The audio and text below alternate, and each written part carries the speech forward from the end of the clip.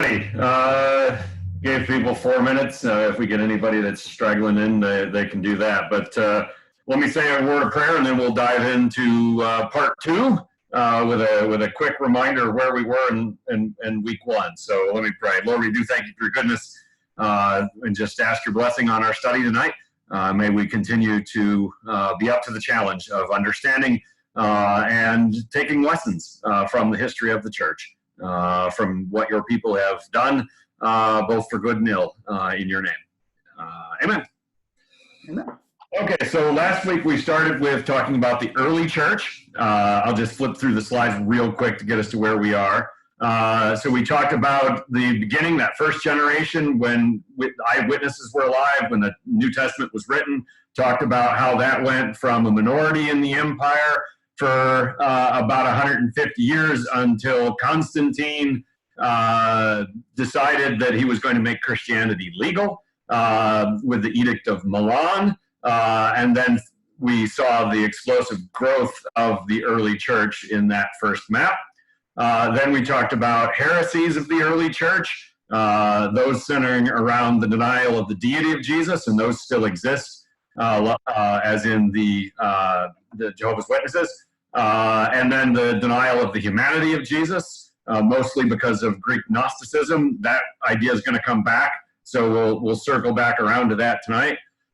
We talked about the early councils that were convened in order to deal with those heresies, principally Nicaea, from which the work eventually led to the Nicene Creed, but the very important distinction that the Son is of one substance with the Father, and that's a formulation we still hold to this day. Talked about Constantinople, where the Creed was finally developed. Talked about Chalcedon, where they talked about the nature of Jesus, the humanity and the divinity, and how they mixed and combined and whatever, and tried to figure out that. And then lastly, we ended talking about St. Augustine, the theologian from North Africa, who used to be a Manichaeist, and that's going to come up. I told you I'd define Manichaeism. We're going to start with that in our first section tonight. Augustine's biggest impact being probably his definition of original sin, and that one also will come back up, talking about monasticism. So that's where we were, and this is where we now are, and that is monasticism, from which the term monastery is the smaller version of it, the noun. And you're probably familiar with it in general, so we're going to trace its origin and its influences. So the first thing to know about monasticism is where it comes from and why does it exist. So remember, the church in that 2nd, 3rd, 4th, 5th century, generation by generation, is becoming more mainstream, more popular, more normal. Beginning with Constantine, who makes it legal to be a Christian, and then ending with Theodosius in 380 with that Edict of Thessalonica that we talked about, who made Christianity the official religion of the empire. And so Christianity is moving towards the center of society, of culture, and if that's going to happen, it's only natural that there would be a countercultural movement, that there would be people who say that centrality, that Christendom, as it becomes known eventually, isn't right for them, that they don't fit in mainstream Christianity, so to speak. And one of the curious things about monasticism is that this kind of reaction to religion really only has one parallel. There's no parallel to monasticism, the idea of monks and nuns and hermits and all that. There's no parallel to that in any real way in Hinduism, in Islam, in Taoism, in most of the world's religions. The one that, of course, does have a parallel, quite famously, is Buddhism. No particular reason that I've seen articulated that would explain why these two particular ones have that, but it is, as the author as Diarmaid McCullough called it, a central force in religious history in the church. Monasticism is a big influence.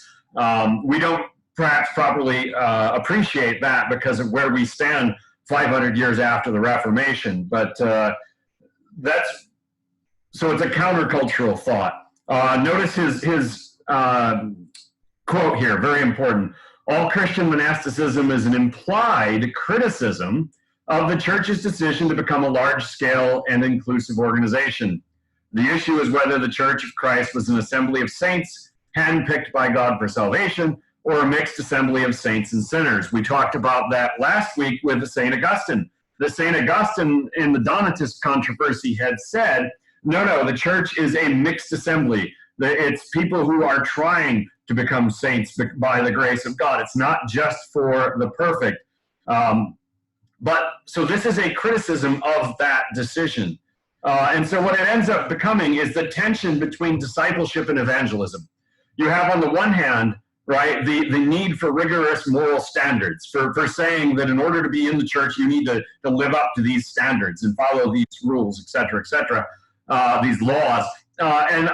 At the same token, you're saying, well, we want to bring new people in. And of course, those new people are starting from the beginning or someplace. So there's tension between those that want to be part of a community that is full of just pure people. Just people doing things to their utmost and to the best of their ability, et cetera, versus the people that are saying, no, we got to bring more people in. We got to expand this thing.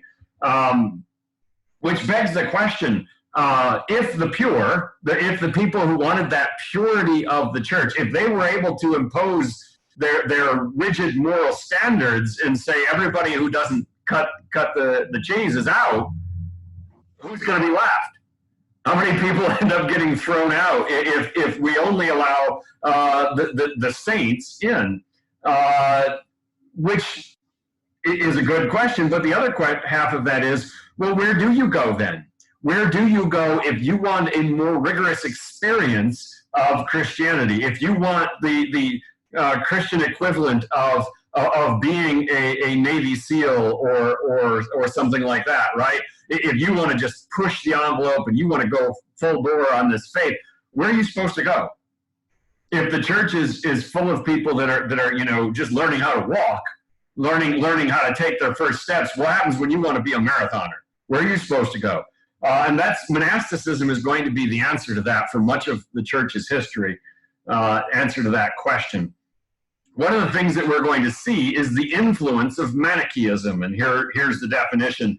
Manes is the guy's name. He lived from 216 to 276, so 3rd century. He was a Persian, which is just to the east of the empire, of the Roman Empire. And what he did was he sort of blended Christianity with Gnosticism, with that Greek philosophical thought that's all dualism, right? Spirit and flesh, good and evil, and eternal struggle with each other, and some pagan elements. So he kind of did a buffet thing and brought a bunch of things together. His ideas, he attracted a lot of followers. It spread widely throughout the Roman Empire, and especially into Central Asia. You could find Manichaeists in Central Asia until the 13th century. Eventually it did die out, but it was a significant religion for a good period of time. And so you've got Manichaeism on the outside saying to people that flesh is evil, that sex is evil, that enjoying food is a bad idea, all that stuff, being very much into asceticism. And then a little bit closer to the church, you have writings like the Acts of Thomas. And this is a good example, and I'm going to read you some of a quote from it. It's 3rd century. It's what we call pseudepigrapha, which is just Greek for false title, because it's called the Acts of Thomas, but Thomas didn't write this, the Apostle Thomas. He certainly didn't write it. It's written as if he did, and there are a number of those. There's a Gospel of Peter, there's a Gospel of Mary, and the church recognized that these were not true, in large part because they're so late.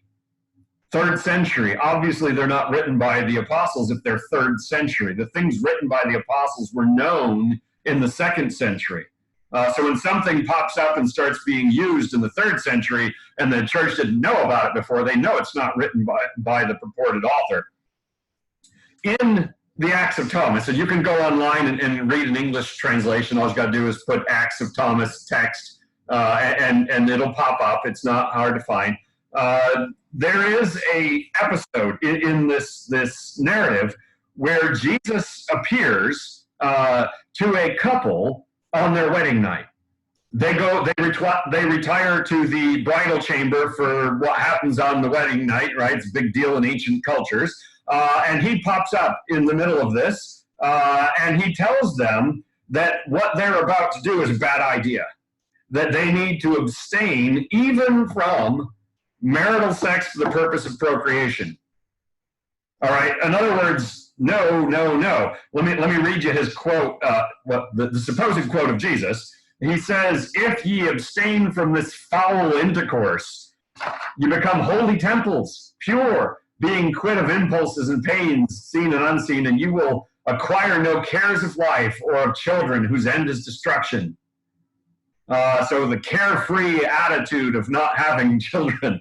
And the married couple in the story, they listen to him, and they spend the rest of the night in chastity. And then they go explain to the father, I think it's of the bride, why they're backing out on their marriage and why they're giving up on this marriage that they just entered into. And at the end of that, Jesus says to them, "If you be persuaded and keep your souls chaste before God, you shall be therein groomsmen entering into that bride chamber, which is full of immortality and light." And so they're spiritualizing the idea of union and saying, no, you don't go into human physical unions. Save yourself for a spiritual one with God. And so that idea is out there. The church actually specifically rejected the Acts of Thomas in one of its synods, declared it heretical, of course.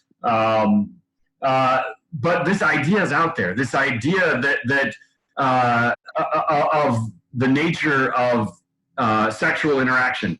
And of course, when we talked about St. Augustine, remember that St. Augustine was a Manichaeist for 9 years. And so his writings, when he's talking about original sin being transmitted in the sexual act itself, it has some reflection of his Manichaeist roots. Someone, Catherine is saying that there's things in the Apocrypha that have the same idea. The term Apocrypha and Pseudepigrapha are often interchangeable. But I don't like to use the word Apocrypha because we usually save that for the Jewish writings that are in the Catholic Bible that are written before the birth of Christ. And these things are 3rd, 4th century. And so I don't want you to confuse those with them. This is not like 1st and 2nd Maccabees or Judith or something, or Tobit or any of that.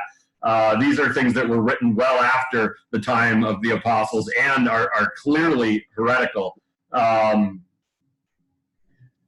Yeah, they're not worried about the command to be fruitful and multiply. That's the whole point. Nobody is paying attention to that. Hold on to that thought, because we're going to talk about Judaism here in a minute and how that impacts this.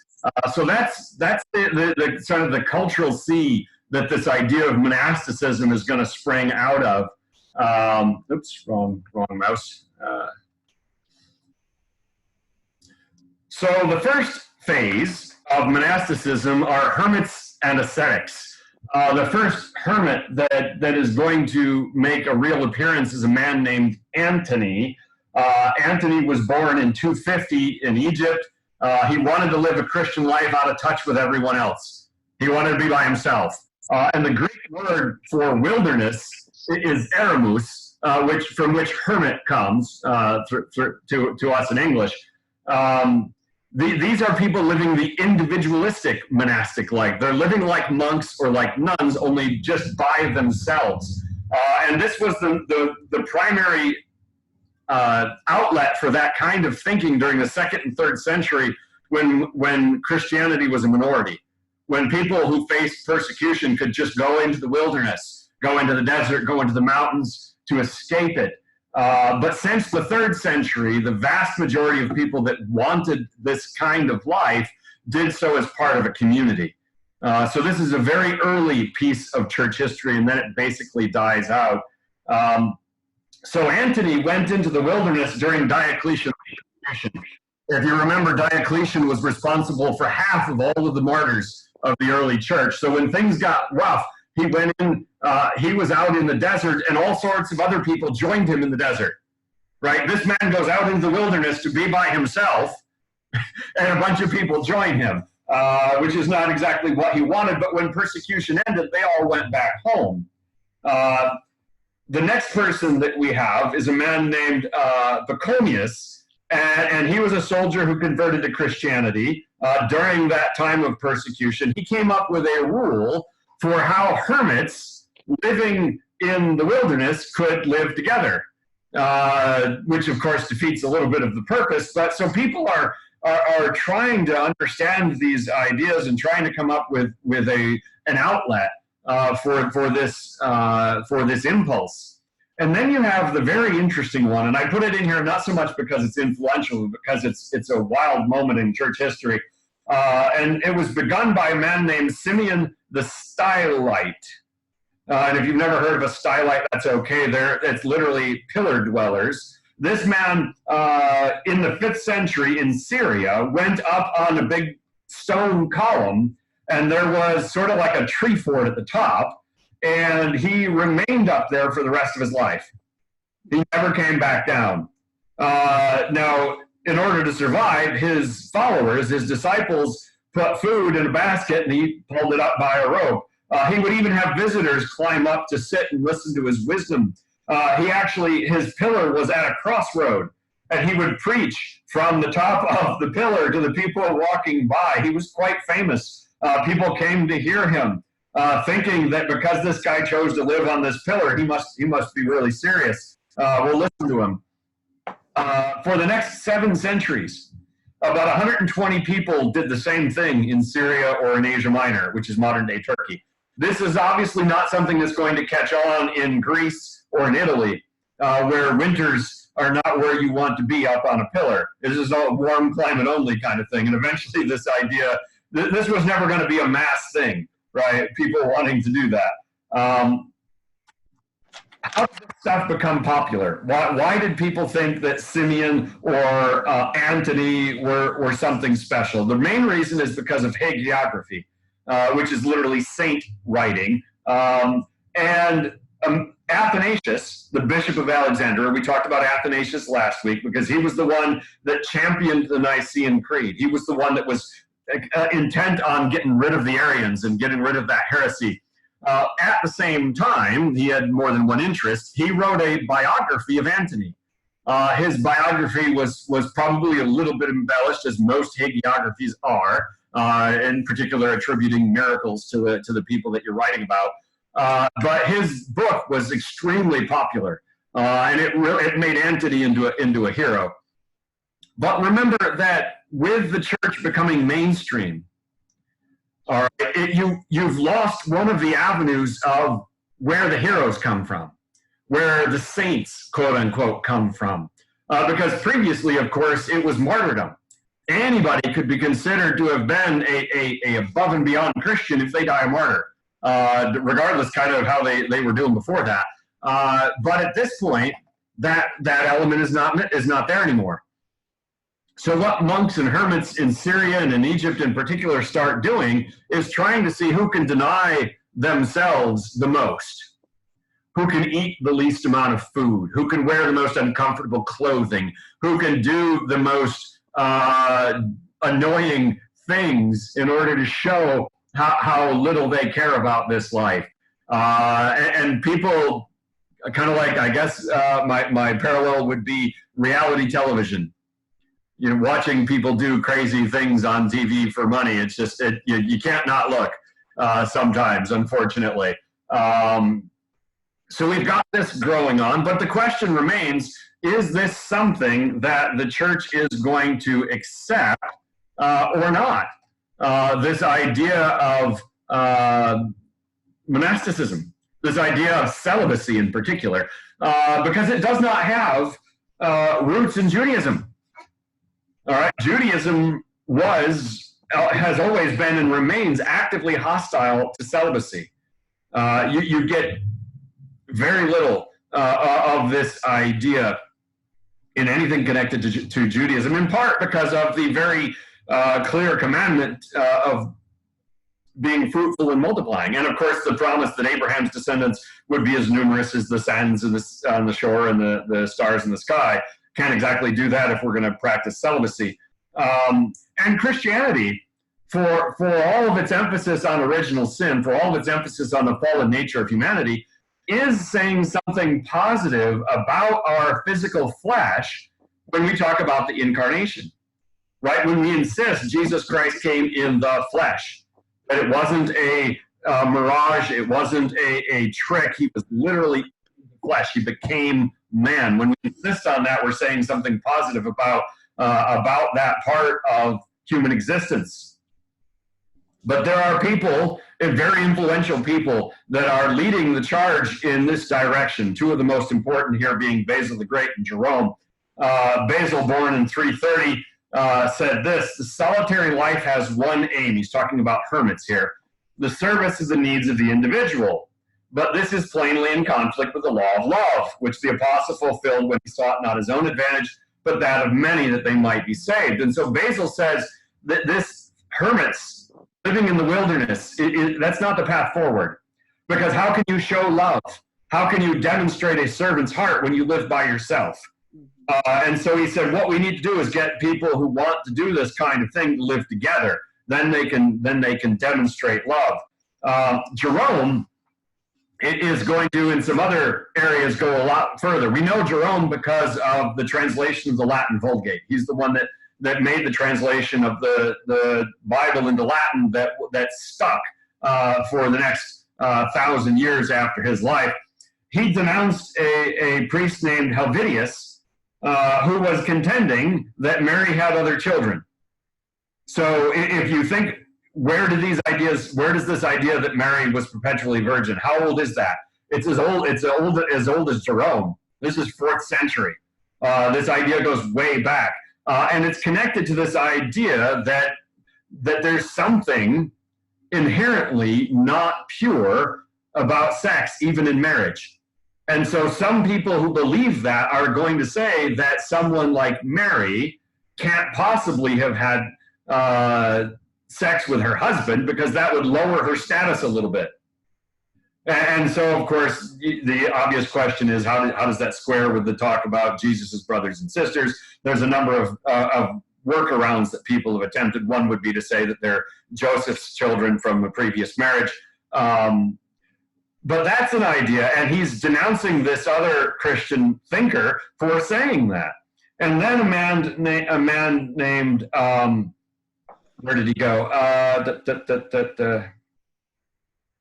It's on there. Jovinian, there he is. Jovinian was a monk who was saying that whether you're married or single, whether you're celibate, whether you have children, none of those things has anything to do with whether or not you can get into heaven. Which you and I, as would say, absolutely, he's right. Getting married doesn't get you to the front of the line. Being single doesn't get you to the front of the line. None of those things have anything to do with it. But Jerome went after him for that and said that he was downplaying the benefits of celibacy. And so even though the vast majority of priests are married at this time, there is this strain, this idea is in the background, and it's being bandied about. You get another thought called Messalianism. Messalianism is a deviant enthusiasm for emphasizing your own spiritual existence, spiritual experience in asceticism, rather than valuing the church's sacraments. It comes from a sect, from a group called the Messalians from the 4th century. They were in Mesopotamia. The church declared them heretical at a synod in 383. But after that, anytime a group had some of those same ideas, the glorying in your own asceticism and how much self-denial you could do to yourself. Anytime you put that on a pedestal and gloried in that, people could accuse you of Messalianism, of following in their footsteps. Because of course it's putting yourself in the center, and that's certainly not the path of Christianity. One of the questions, however, that is going to continue to need to be addressed by first the hermits and then later by these monastic communities that get founded is, how do we celebrate the Eucharist when living in isolation? How do we celebrate the ordinances of the church when you're not part of a church? How are you supposed to do that? And then secondly, how do you respect the authority of a bishop if you're living off by yourself? If you're not part of a congregation, how are you respecting the chain of command, so to speak? And so these ideas are there. However, the momentum towards monasticism, I think, is unstoppable. There's just too many influences, too much desire for this kind of thing. And so we have the establishment and spread of monastic communities. The first one is in 361, 4th century. A man named Martin founds the first monastic community. Martin Luther is named after this Martin. Martin was an ex-soldier. He was the bishop of Tours in France from 372 on. And his life story was popularized by one of these hagiographies that credited him with a bunch of miracles and whatnot. He was the first one as a bishop that would have the power and the authority to set up a monastic community. In 480, you have the birth of Benedict, and he is the one that is going to really push this forward in the West. The ideas that are attributed to him, the rule of Saint Benedict, wasn't written until the 6th century, but they're basically his ideas. They just didn't get written down until later. And he had contempt for anyone living singly or in a group of just 2 or 3 or more as monks if you didn't have a rule, if you didn't have a code of conduct to say what is expected of us, what are the things as monks that we are going to do. The wandering holy man, just that strange guy that goes from town to town sharing his wisdom with people. It remained a big idea in the East for many centuries, but in the West, people got tired of that.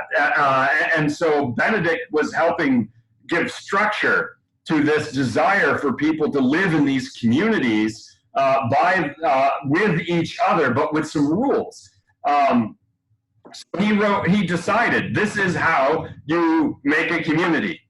It has to be obedient to its abbot. One of his primary rules was obedience. The guy in charge is the guy in charge, an abbot for a monastery, an abbess for a nunnery, and they are the boss. And so that was a big idea, and he wanted this to be able to be replicated.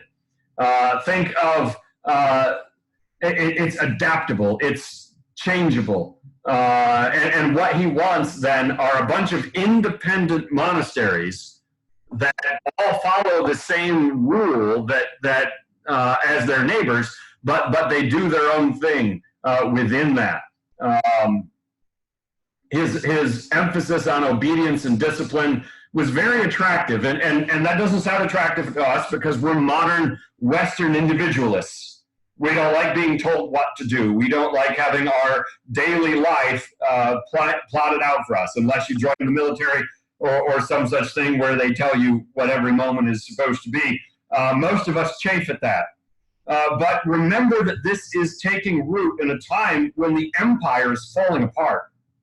The Roman Empire is on its last legs. It is falling apart. Chaos is the norm.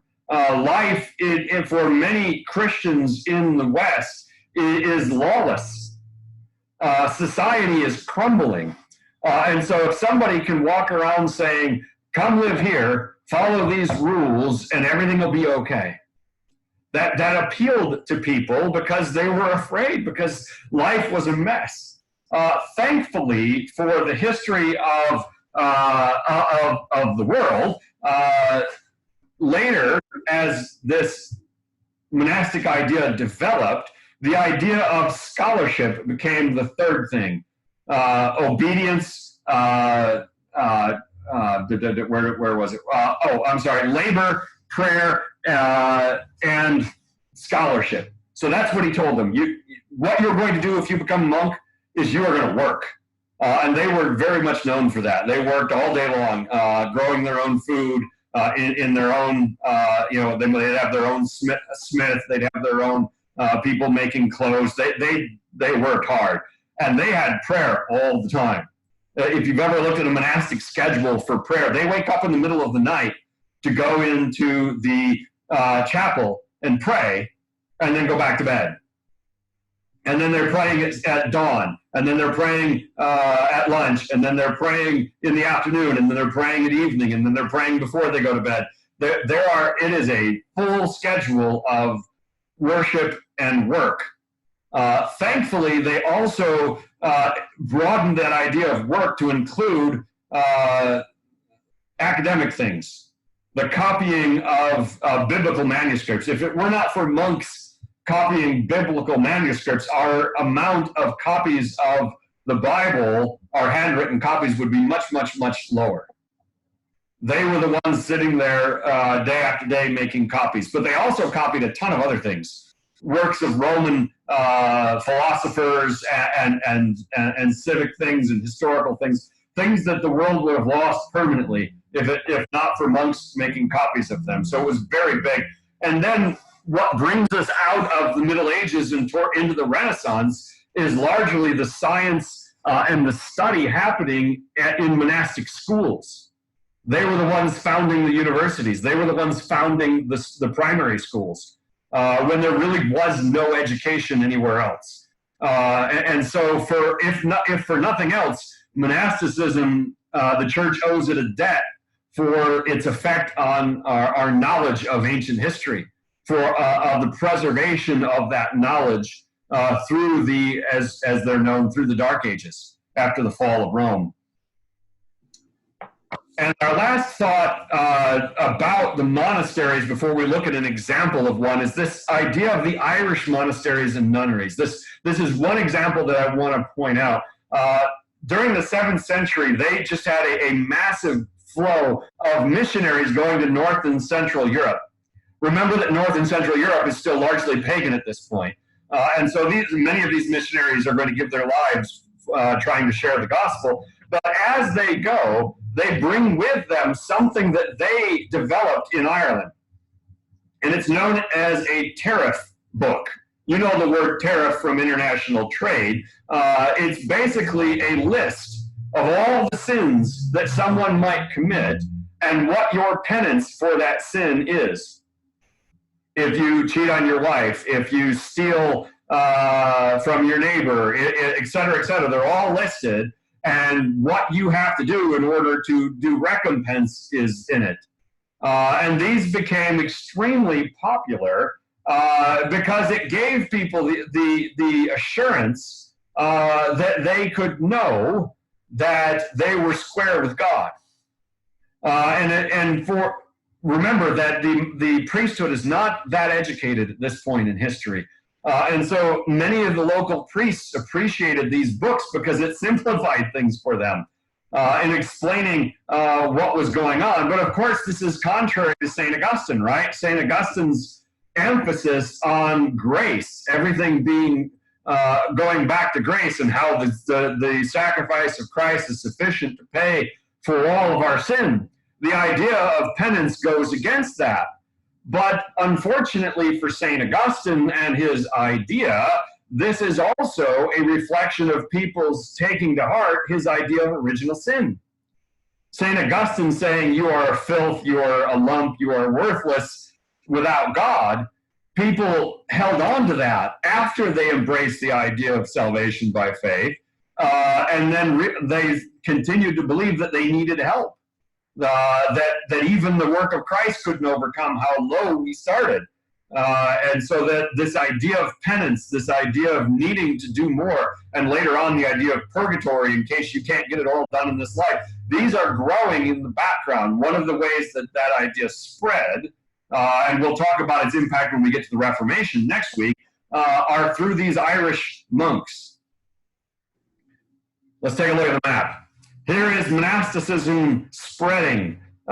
Each one of those purple dots with a cross on top is a monastic community by the 7th century. Look at how many there are. They're all over the place. A lot in North Africa, a lot there in the East, but in France, in England, look at how many there are in Ireland. So this idea is spreading. Some areas don't have that many early on, like in Greece or in Spain, but it's definitely a well-established idea by the 6th century. This is the biggest example, the best example of monasticism at its fullest, and that is the monastery at Cluny. The top right is an artist's rendering of what Cluny would have looked like from descriptions. The bottom left is a picture of the ruins of what's left of the building. And I'll explain why in a minute. It was established in a French provincial town, that's where Cluny is, in 909 by Duke Guillaume of Aquitaine. He died and left a lot of money to found a monastic order. And this is something that rich people are doing during the Middle Ages, during the Dark Ages, the Middle Ages. They're leaving their money to monasteries because many of them are fearful about how they're going to stand before God. They're aware of their failings, and they're like, well, if I had a bunch of monks praying for me every day for the next 100 years because I gave them the money to start a monastery, I think I'll be good. And so a lot of guilty rich people are leaving their money to found these monastic orders. I don't know why this particular duke did so, but he founds this, gives them this money. Their charter put them under the special protection of the Pope. They weren't under anybody else's jurisdiction, which is interesting. The height of their order happened under the leadership of their abbot by name of Odilo. Odilo was the monastic leader from 994 to 1049. Yep, that's all on this screen. And he put in a major rebuilding and enlargement campaign for their monastery. As you can see that picture there, that's a huge place. It's like a town. It's so big. Between the 11th and 16th centuries, this was the largest church building in the world, their cathedral. Larger than anything in Rome, larger than anything in Constantinople, anything in Paris, anywhere. The largest. Unfortunately, in 1790, with this whole French Revolution thing, a mob showed up at the door and burned the place and destroyed it. What's left is that picture to the left, but it's a tragedy for architecture and art and all that. What they did in this cathedral was what's known as the High Mass. They put on a worship service, a church service, a celebration of the Eucharist that had more splendor, more solemnity, more candles, more incense, more fancy vestments. It was a thing that impressed anyone who came to visit. People started imitating the way they did it in Cluny all over Western Europe. An interesting development is that the monks of Cluny, or the abbots of Cluny, rejected that Benedictine tradition of every monastery being independent. They said, if you're going to be a Clunaic monastery, if you're going to follow our lead, you have to act like one of our franchises. We will give you orders. We will tell you what to do. You will listen to the abbot of Cluny. And so they had like a whole network of monasteries under their leadership. Interestingly enough, they never encouraged pilgrimage to Cluny. They didn't say, come to Cluny and visit us. They didn't want a bunch of people visiting, apparently. they supported people going to Santiago de Compostela in northwest Spain. It's the place where the bones of the Apostle James are supposed to be. And so they set up places for people to travel to northwest Spain and have places to stay on the way there. And so that's monasticism in a nutshell at its height. And then it's going to decline in influence. And one of the reasons that it began to decline is the idea of priestly celibacy. In the 11th century, a long battle to force all clergy to become celibate begins. Up until this point, only monks had been celibate, only nuns were celibate. The vast majority of priests were married at this point in time. One of the motivations for that, of course, is the fear that the estates belonging to the church would be passed on to the children of a priest, that it would become a priestly dynasty, and the church would be no more than just another aristocracy. That a church would be inherited from a father, from a grandfather, from a great-grandfather, and then it would belong to that family rather than to the church. It's a legitimate fear, but of course the solution is causing its own problems. In 1139, at the Second Lateran Council, all clerical marriages were declared null and void. So if you were married to a priest, you became a concubine. If you were a child of a priest, you became a bastard by fiat, by the church's decision. And of course, many priests kept their wives and their children after that, and some continued to marry after that. But by the end of the 13th century, or by the start of the 13th century, everybody had basically buckled under, and all of the priesthood was celibate. This takes something away from the monks. The monks had a special status because they were the serious ones. They were celibate. But now that all the priests are, too, there's not that much difference between a priest and a monk. The other thing that brings a close to monasticism is the establishment of a bureaucracy, of canon law, of a church that's got organization.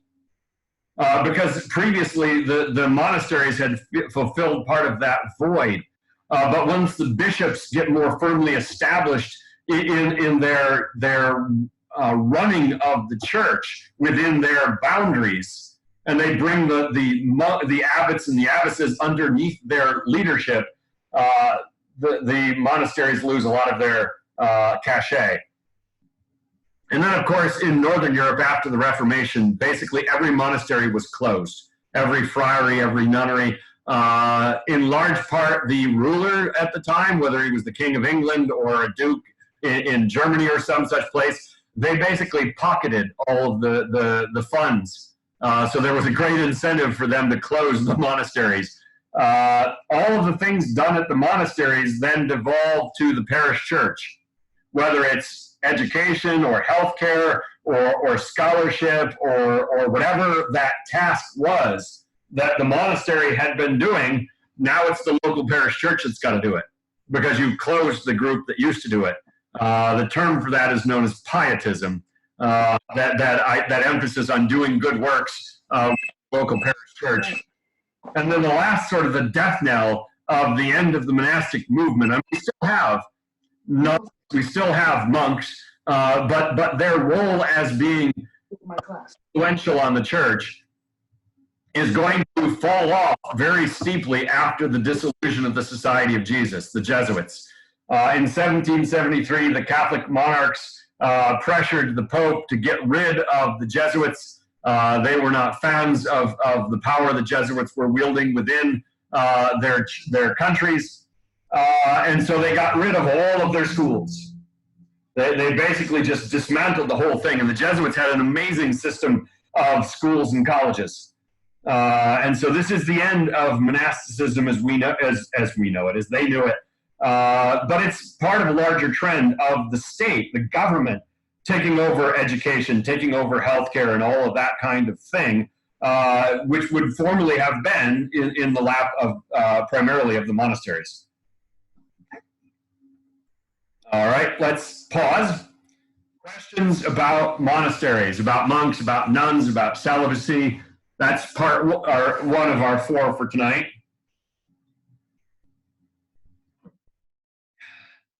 And I'm behind schedule, but the next 2 are shorter, so I think we'll get back on schedule. Give you one more minute while I get another drink, and then we'll move on.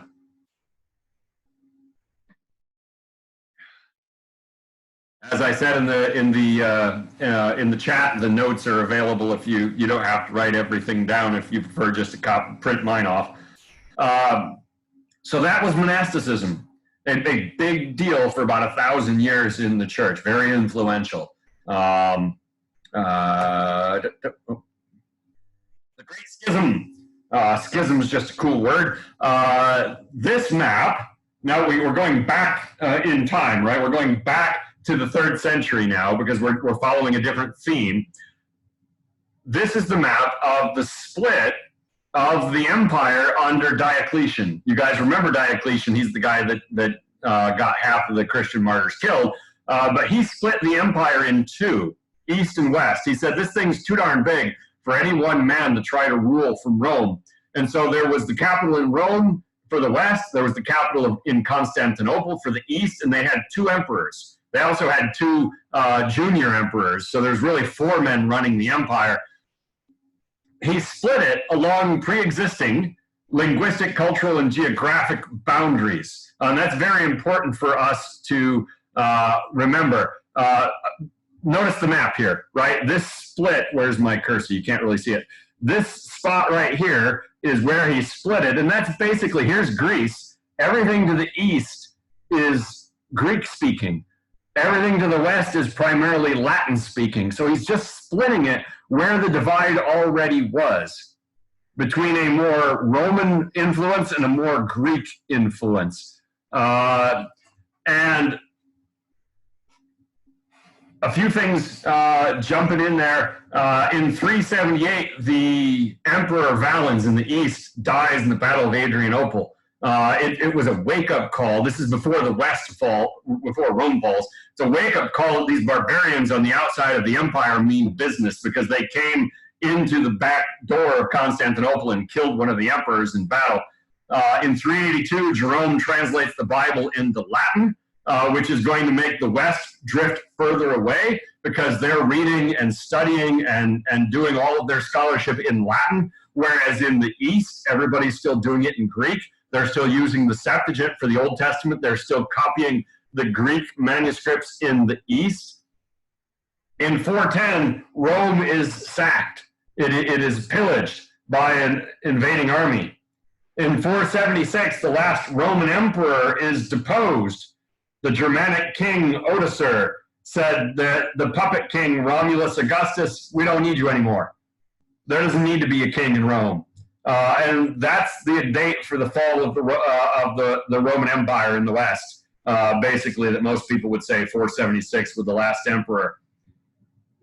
In the East, while everything is going bad in the West, in the East, the Eastern emperors are trying to reconcile those monophysites, those people that wanted to emphasize the combination of Jesus's divine and human nature even more. They didn't believe that the Council of Chalcedon was correct. They thought it went too far. And in the East, they're trying to bring those people back into the fold. They're making some compromises and reaching out to them. But the church in the West is looking at that and saying, whoa, whoa, whoa. You can't change things that we agreed upon at Chalcedon.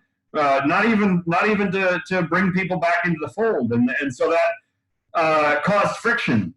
There was actually a schism between 482 and 519. It didn't last that long, where the Eastern and Western churches were not on speaking terms. After Rome falls, the Bishop of Rome is little regarded in the East. All right, the Byzantine Empire continues in the East. The Patriarch of Constantinople is running things in the East, and they don't pay any attention to the guy, that bishop in Rome. Not really. At the Council of Chalcedon, what we talked about last week, the bishops of Rome, Constantinople, Alexandria, Antioch, and Jerusalem were given a higher rank than any other bishop. They were called patriarchs. Eventually, Constantinople's bishop rules over all the other ones in the east. And the Patriarch of Constantinople becomes the de facto head of the eastern half of the church. In the west, there's only one bishop with that status. Carthage might have had that status. It was the second most important city in the west, except for that the Vandals ransacked it in the 5th century, and Arab armies captured it in the 7th. So there's nobody in the west to compete with the Roman bishop. The empire in the west has fallen. There's no other bishop on his footing, and so naturally, the bishop in Rome will gain more and more status, more and more authority as time goes on.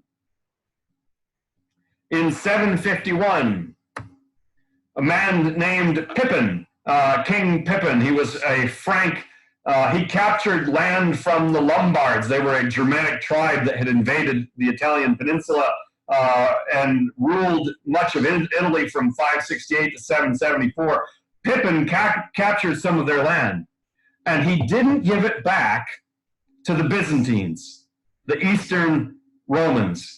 He gave it instead to the Pope, creating what is known, of course, as the Papal States, a country. So the Bishop of Rome now has his own country that he is ruling. And that will have massive implications in the West until the Papal States were dissolved when Italy became a modern country. Because every time that the Pope gets involved in a theological dispute, he might also be involved in a political dispute, fighting with his neighbors about his borders.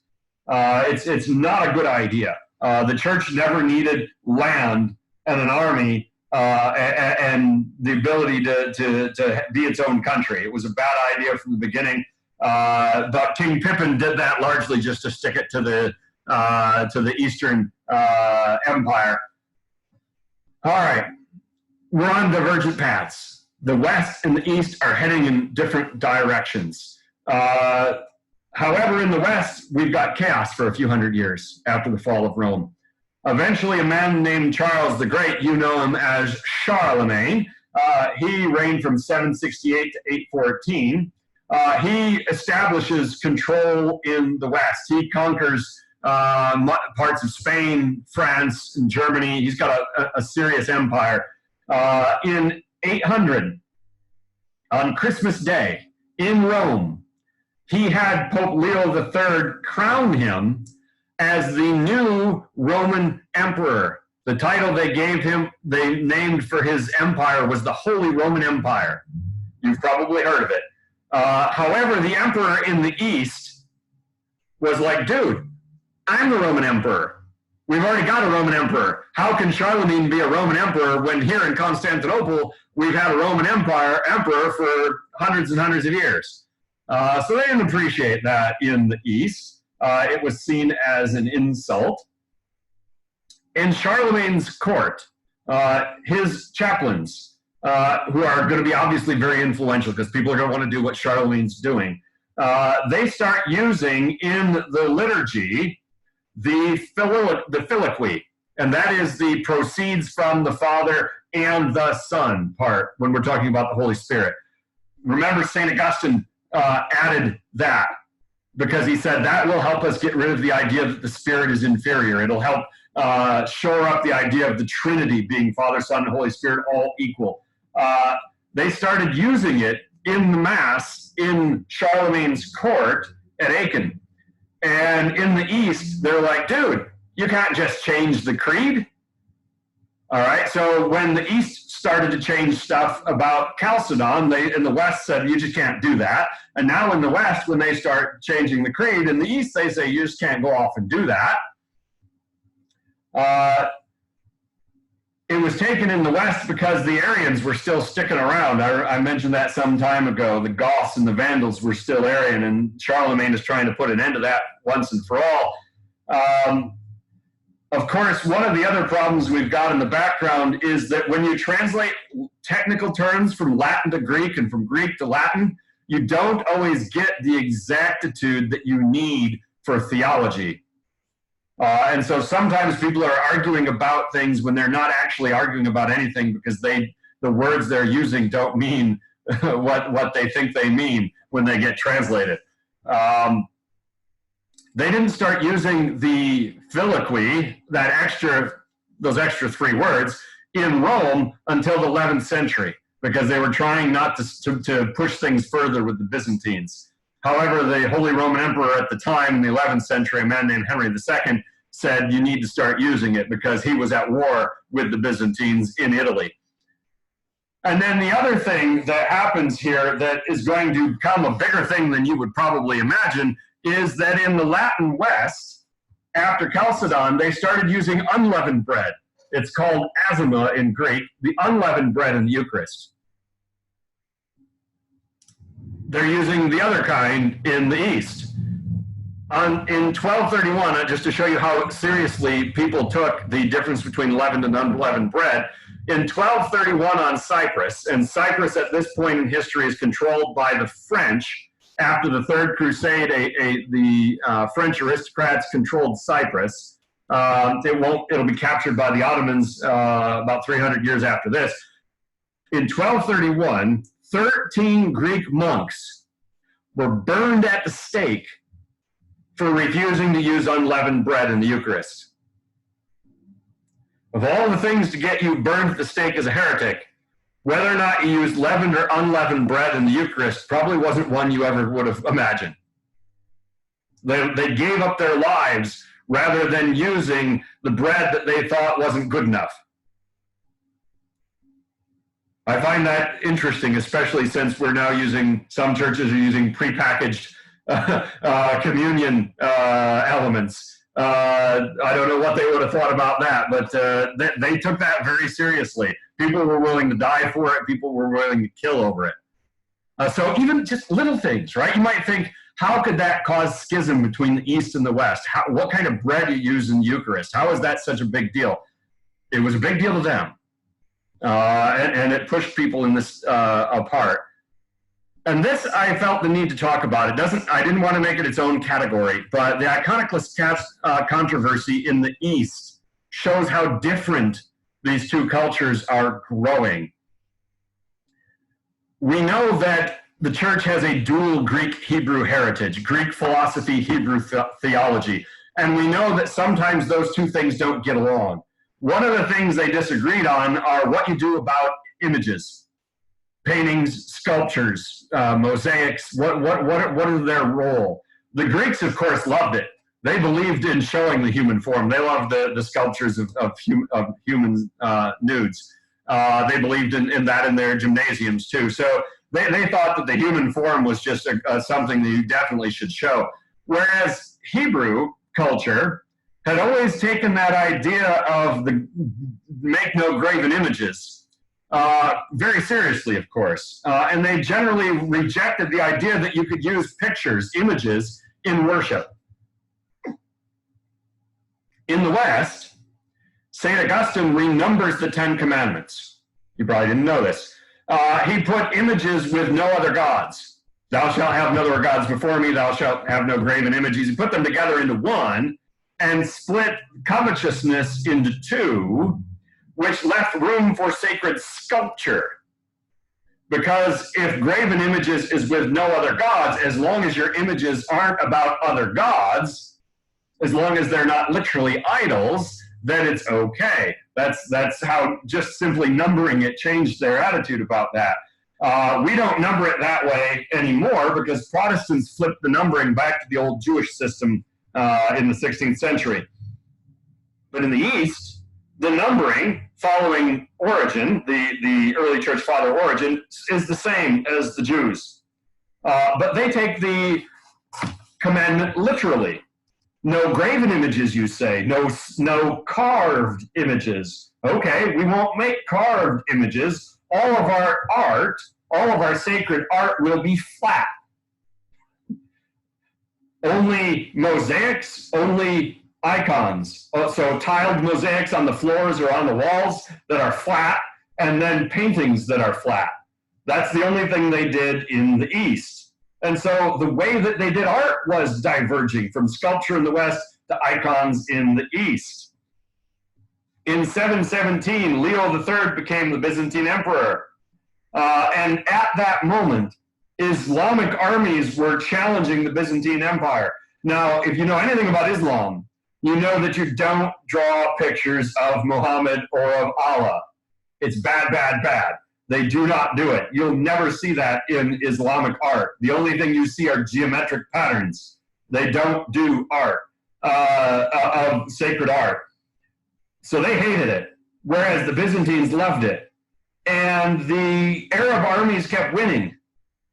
And so people were saying, these icons, they would carry them into battle. This picture of one of this, you know, St. Thomas or the Apostle Paul or the Virgin Mary, they would carry this into battle with them, but they still lost. And so people started saying, what's going on here? Is God mad at us because of these icons? And so the people that looked sideways at icons, all of a sudden, they went from being iconophobic to being iconoclastic, which means they hated them.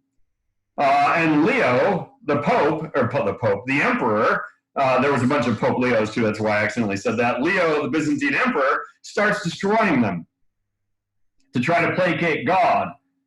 A series of iconoclastic emperors in the 8th century start having military success against the Arab armies. And so people say, well, maybe we were onto something. We start destroying some icons and now we're winning. It must be that God was mad at us. It is almost impossible to find an icon in the East that's before the 8th century. They destroyed almost all of them. So all of that art in the East from the 2nd to 8th century, gone. This controversy, this fight was bitter in the church in the East. It severely weakened the empire. They're facing an existential threat with Islam, conquering the Holy Land, conquering Syria, moving towards Constantinople, and yet they cannot set this argument aside. The monks and the common people loved the icons, the sacred art. The emperor and the church hierarchy, the bishops, the church leaders, they didn't like them. And so the church was split, top versus bottom. Rome at this time becomes alienated from the East because a mistranslation, translation error, claims that the Bishop of Cyprus is venerating images, these icons, the same way he does the Trinity. When in fact the Bishop of Cyprus was trying to say, I don't do that. I don't look at an icon, at sacred art, like I look at God. He was trying to say the opposite, but because they translated it wrong, they started to think that in the East these people were idolaters. Then you get a man named John of Damascus, very influential in the East, a poet and theologian. He will later be one of Thomas Aquinas's influencing people. He said, you know what? God is unknowable. You and I can't see God. We can't know anything about God except for looking at what he does and looking at what he's made. And so he defended the idea of verbal and visual imagery, of metaphors and analogies and art as the only real ways that we could describe God. He said the word for worshiping God is latria, and that is the only thing that deserves worship is God, God alone, nothing else. Proskynesis is what we do for the emperor. You go before the emperor and you bow on your face. That's called proskynesis. He said we do that same thing to the icons, and we do that same thing when we look out and see a beautiful rainbow or a waterfall or a butterfly.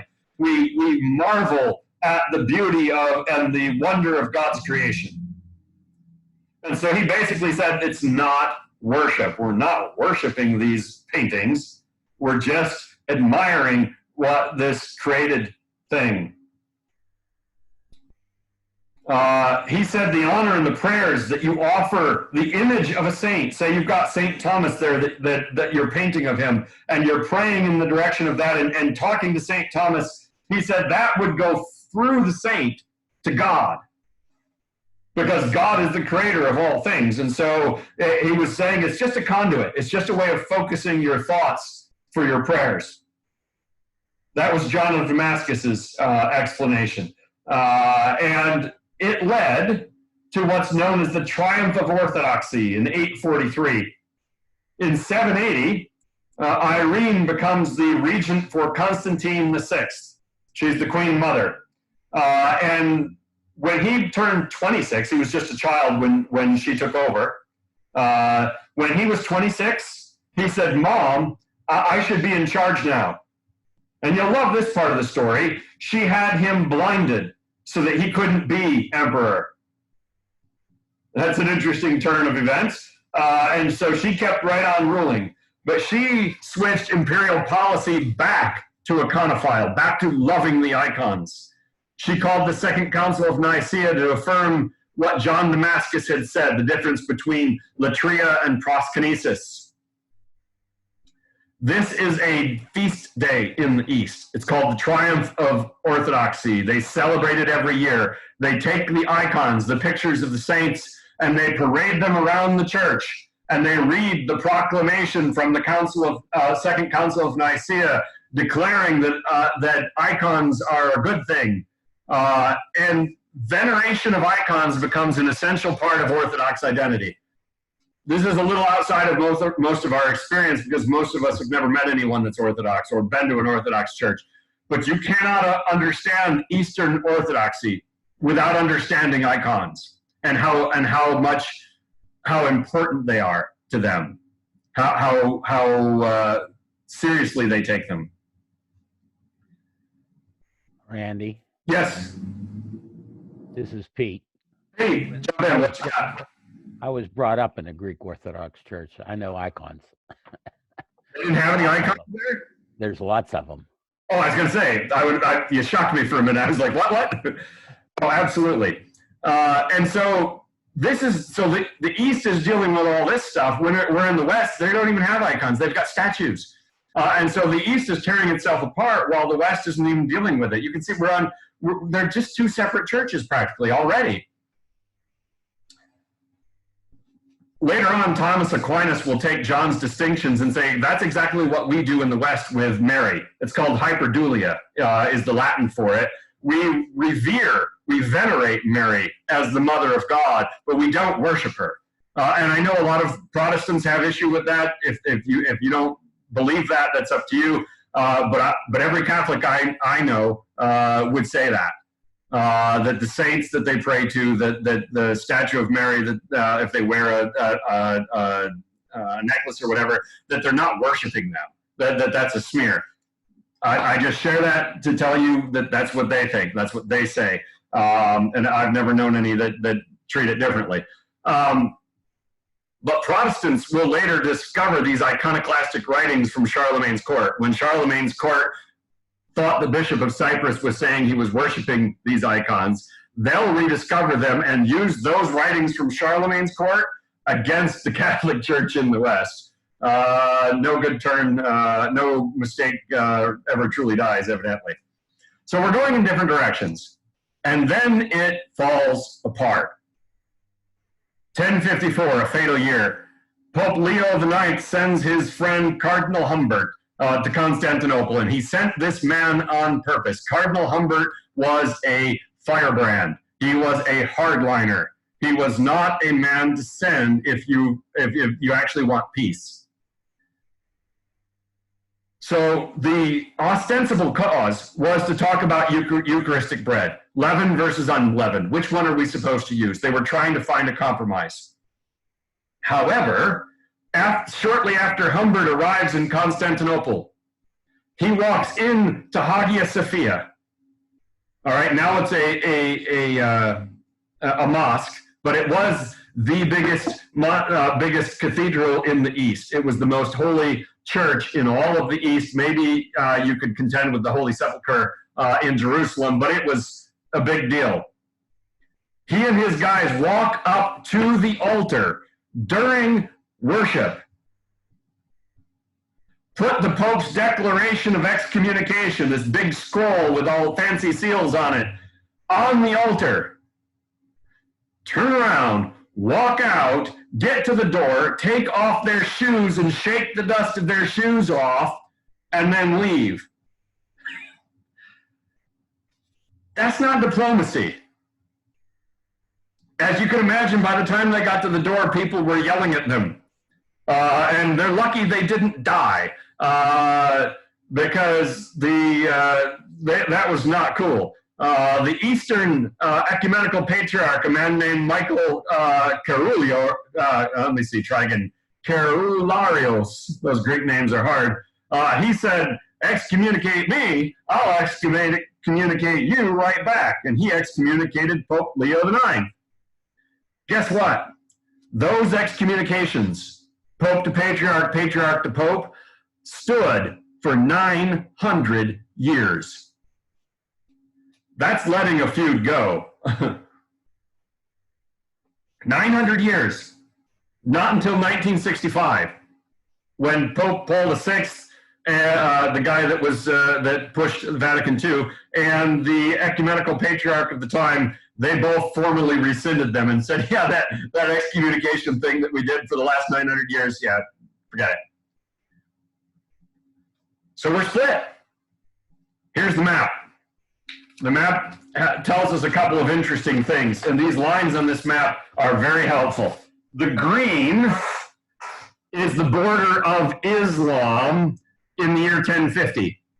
So you can see that Islamic armies have all of North Africa, they have Sicily, they have most of Spain, they've got Egypt, Syria, and Mesopotamia. They don't yet have Turkey or Greece, but you can tell that Islam is a big threat.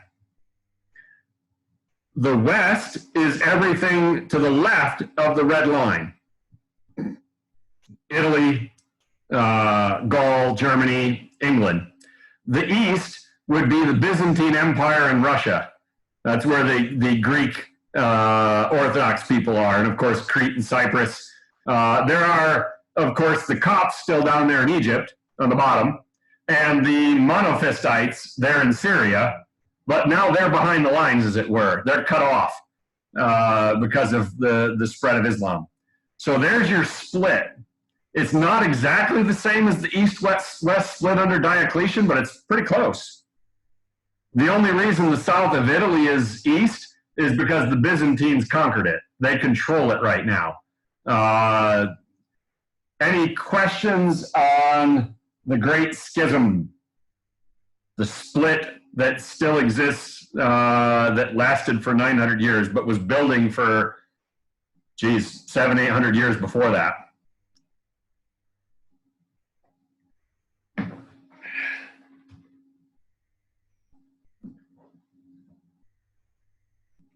Not seeing any questions.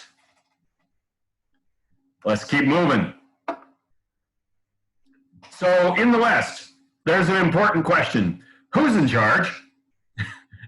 In the East, it's not a question, because in the East, you've got the emperor of the Byzantine Empire, the Eastern Emperor, and you've got the ecumenical patriarch of Constantinople right beneath him. It's a nice arrangement. The emperor's in charge, the patriarch answers to him, and everybody else answers to them. That's the way it is in the East, of course, until Constantinople falls in 1453. But in the West, there's a power vacuum. After Rome fell, click, go. After the fall of Rome in 476, there's nobody in charge. There's barbarian kingdoms that are not used to running an empire the way the Romans did, so everything's a mess. Lo and behold, one of the only people in those kingdoms who could do anything in terms of administration were the bishops. Bishops were educated. They read Latin. They could write in Latin. They could help these Gothic and Vandal and Lombard kings run their government. And so the bishops gain power in the West because there's nobody else. There's no government left. And that fragmented system where you've got little kingdoms everywhere and bishops vying with each other, against each other, no one man, no one dynasty in the West is ever going to have the ability to say, I'm running things, either politically or spiritually. They're fighting for control. Nobody can control both things. In the East, it's all in one man's hand, the Byzantine Emperor. In the West, it's a power struggle for century after century. So the power of the Pope is naturally going to grow, because who's going to oppose him? No other bishop has as much authority. No king has enough power. And then you have this interesting thing, you've probably heard of it, it's called the Donation of Constantine. It's actually an 8th century forgery. It's supposedly written by Constantine the Great in the 4th century. And supposedly it says that the Pope and all of his successors is in charge of the entire church in the West, and that kings and any other civic authorities have to listen to him. The popes are going to use that for 5 centuries to try to say, see, we're in charge.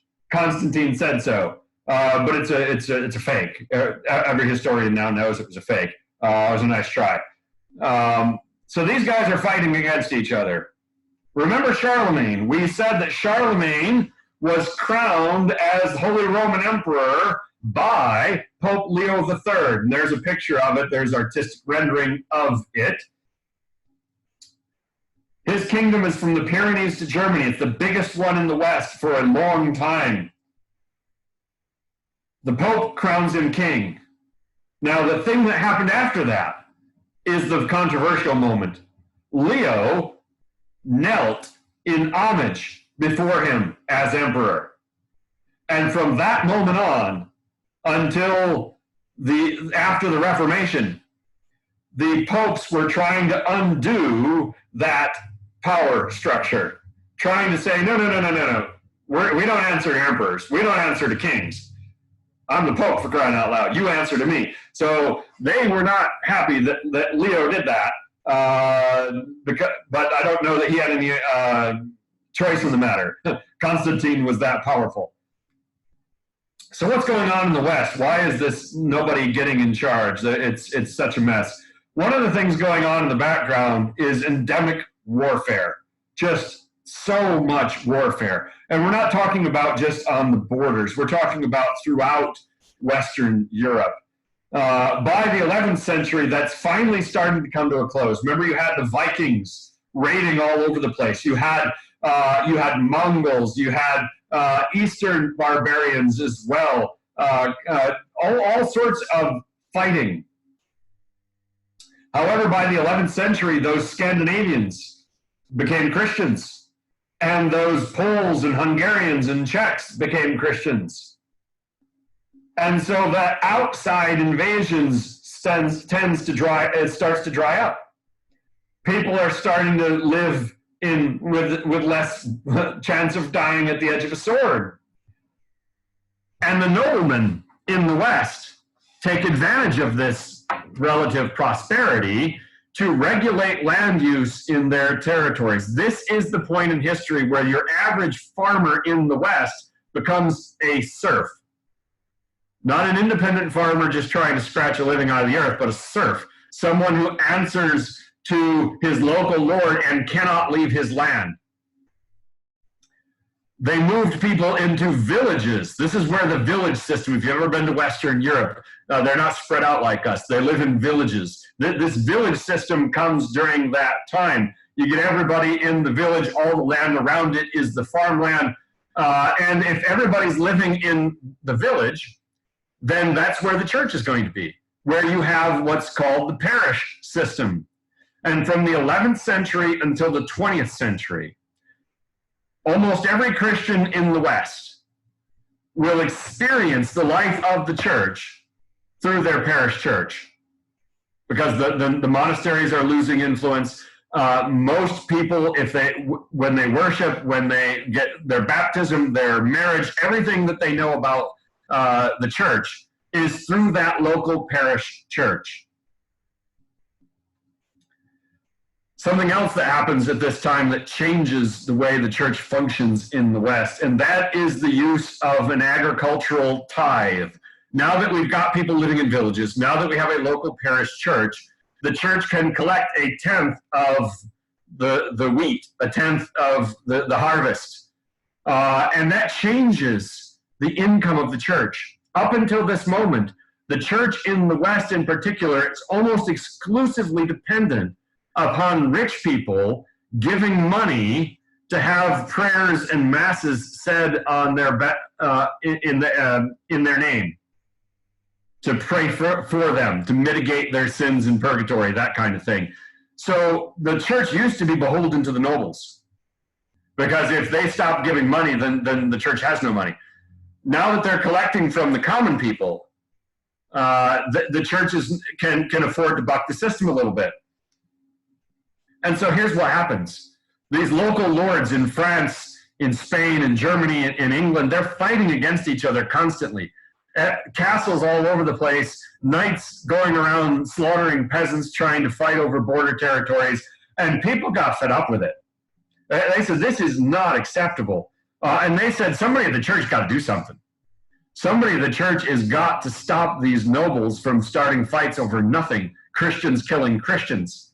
And what they did was fascinating, especially in the light of the fact that we are in the middle of a protest movement in our country right now.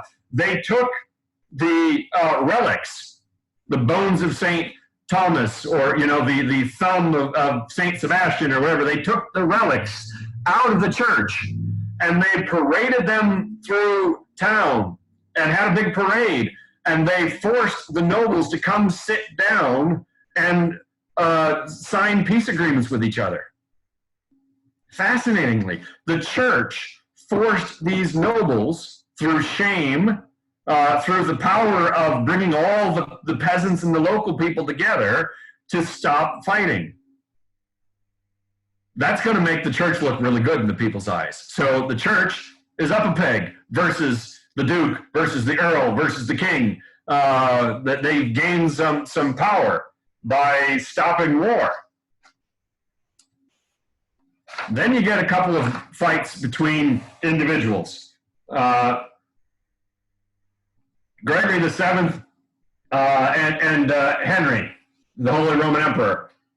It's called the Investiture Controversy, and it's the clash over who gets to choose a bishop. In the Holy Roman Empire, who designates the next bishop when one dies? Is it Gregory as the Pope, even though he's in Italy, or is it Henry as the Holy Roman Emperor, because that's his territory? He is the emperor of it. They did not agree on who was in charge. And for basically 3 centuries, the Pope fought with the French king, the English king, the Holy Roman Emperor, anybody who and everybody about who gets to designate the next bishop in a territory. They fought about that tooth and nails. Henry got excommunicated by Pope Gregory for refusing. Henry's nobles said, if you're excommunicated, we don't have to listen to you anymore. Shows how weak the Holy Roman Empire was. It's not a kingdom, it's a confederacy. Henry had to capitulate. His first move was to declare an anti-pope. He said, yeah, well, I'll declare my own pope. Ha, deal with that. But nobody listened to his fake pope. And so Henry had to back down. When he came to where the pope was, the pope left him sitting outside in the snow for 3 days, barefoot, in penitential garb, in the sackcloth and ashes, just to show him who was boss. Henry didn't appreciate that. Gregory and his successors start calling themselves the Vicar of Christ, the substitute, the representative of Christ on earth. Henry didn't take this lying down. Just because the Pope humiliated him didn't mean that it was over. Henry said, you may have excommunication, but I have an army. And he invaded Italy, and he humbled the Pope by defeating the Papal States in battle. These two guys went back and forth their whole lives. It ended in a draw. So one was using the power of ideas, of excommunication. The other was using the power of swords to try to gain dominance, but neither one could win, because the Pope could wound a king or an emperor by declaring him excommunicated, by denying him the Eucharist and making his nobles rebel against him. But he couldn't get rid of one. And these kings, these Holy Roman emperors, they could wound the Pope by invading the Papal States and putting one of his castles under siege. But they couldn't get rid of him either. So there's a stalemate. Nobody's got enough power. So Western Europe never became like Byzantium. Western Europe never became a single empire with one person in charge. There's too much division of power. Second example is Archbishop Thomas of Becket. You've probably heard of him, the Archbishop of Canterbury. Thomas Becket opposed Henry II, the King of England, who said, "I'm in charge of the Church of England." And Thomas Becket said, "No, you're not. I'm the Archbishop." And Henry said, "Who will rid me of this turbulent priest?" There's a typo. It's not write me, it's rid me. Uh-oh, it's bothering me. I'll fix it later. In 1170, a couple of Henry's knights walked into the cathedral in Canterbury where Thomas was officiating Mass, and he's with his priestly vestments on, and murdered him while he stood at his own altar. Took out a sword and ran the man through. The Pope canonized Thomas, made him a saint 2 years later, which is extremely fast. The knights were punished by being sent on crusade, but nothing happened to Henry. He stayed on the throne till the end of his days, even though he had an archbishop murdered. So it just shows you the limits of power, that they're fighting back and forth, but nobody can win permanently. Lastly, before our last topic, you have the development of the modern church. In 1070s, they find copies of the old Roman imperial law. Amazingly, it was lost for like 6 centuries. Nobody had an actual copy of Roman law. And when they found it, they said, this is something we can use to make canon law, church law. And they based a lot of it on Roman law. And then in the 1090s, Pope Urban formalizes the structure of his court. It's called the Curia. It's to this day. There's the picture of all the cardinals in front of the Pope there. But he basically said, what we need here is a bureaucracy. We need to run this thing more efficiently. And that's the end of popes versus kings. Questions? Almost back. I'm back on pace. Yeah.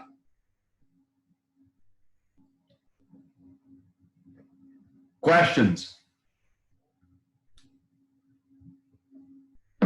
All right, one more.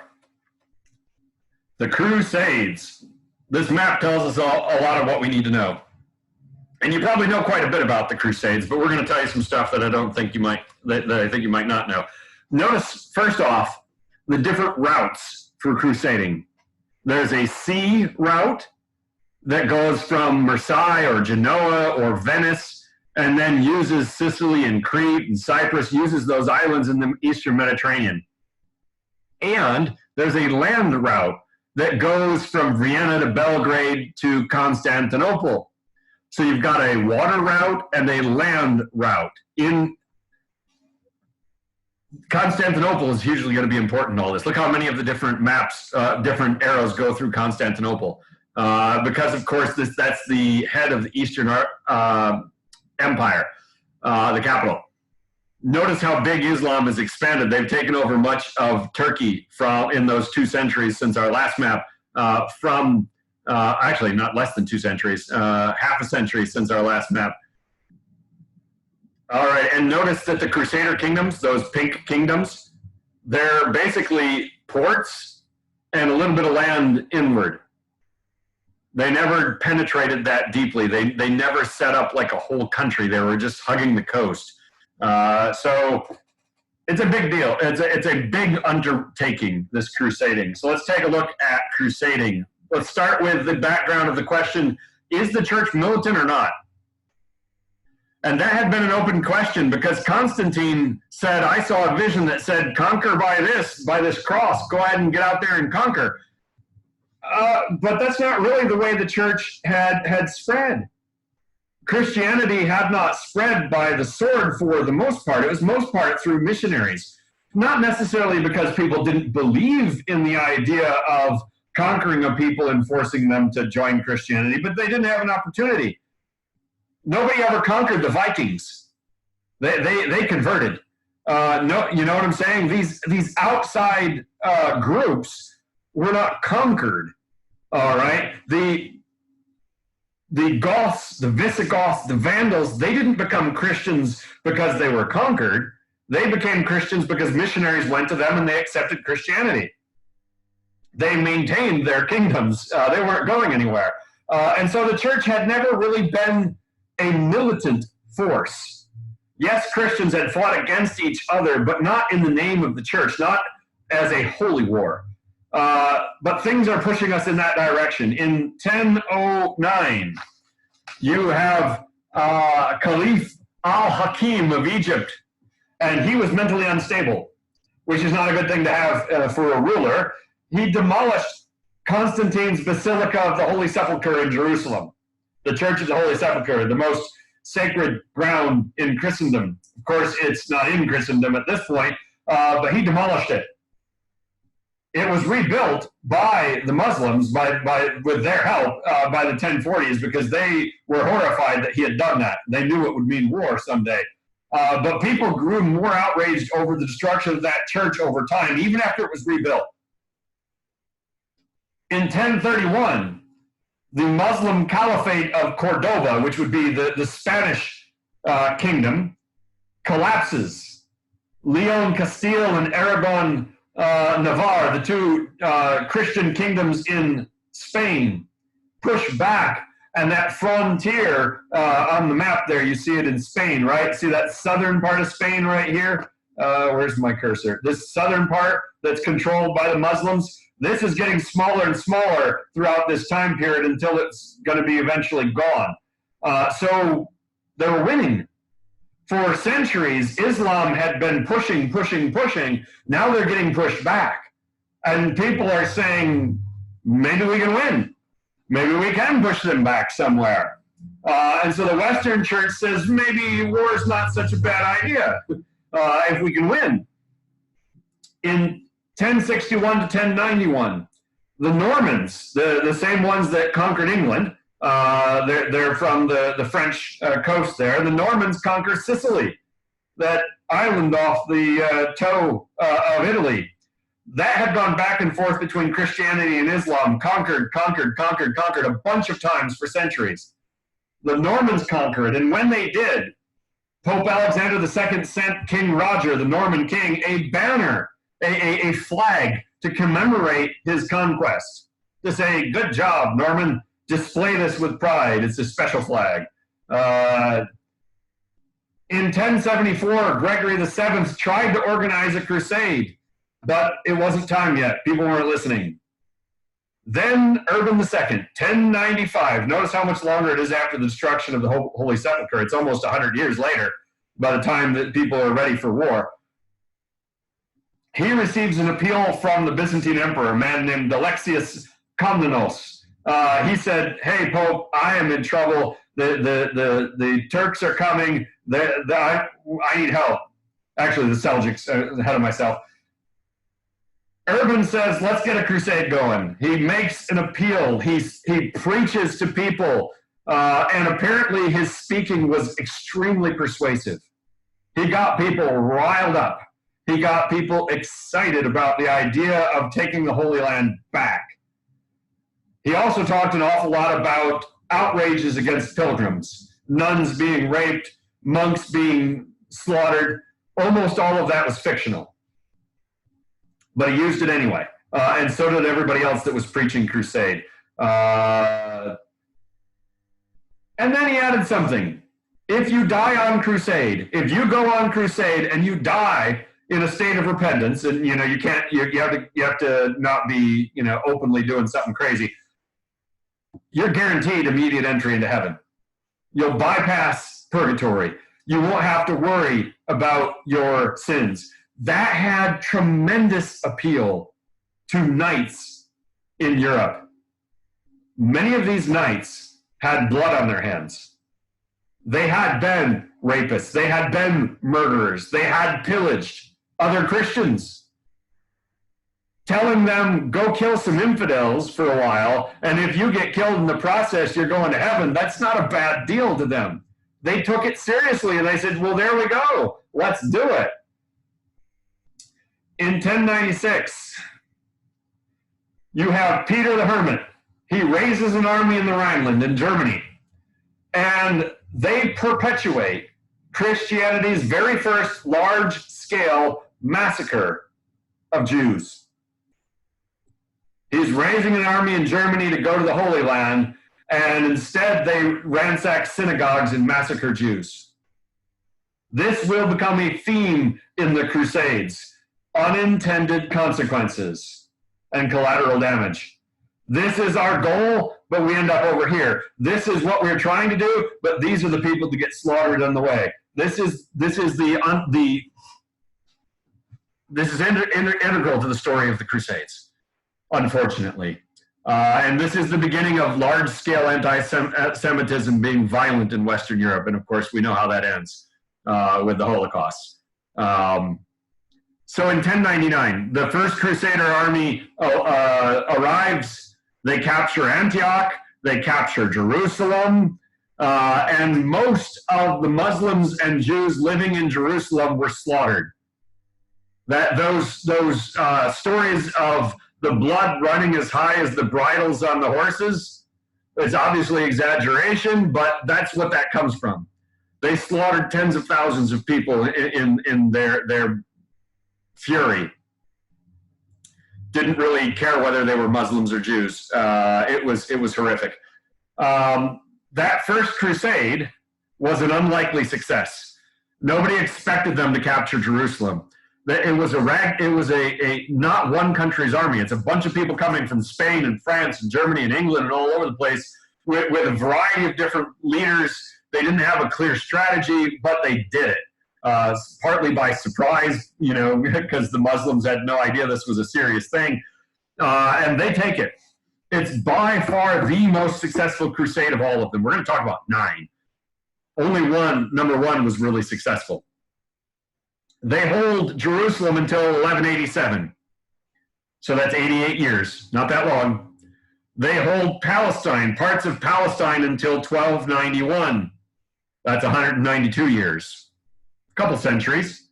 And they hold pieces of the Eastern Mediterranean for 570 years until Crete is captured from Venice. So the presence in the East is going to last a while, but not that long. Not in world history terms. Control a city for 89 years. That's a blip in Jerusalem's history. A city with a history of over 3,000 years. Those 90 years are a small piece of it. Before we get to the Second Crusade, I want to talk about the military orders. This is a new variant on being a monk, joining a monastery. Early Christian saints like Sergius and Martin and George had walked away from being soldiers in order to become monks. Now soldiers can be holy men. That's a big turnabout.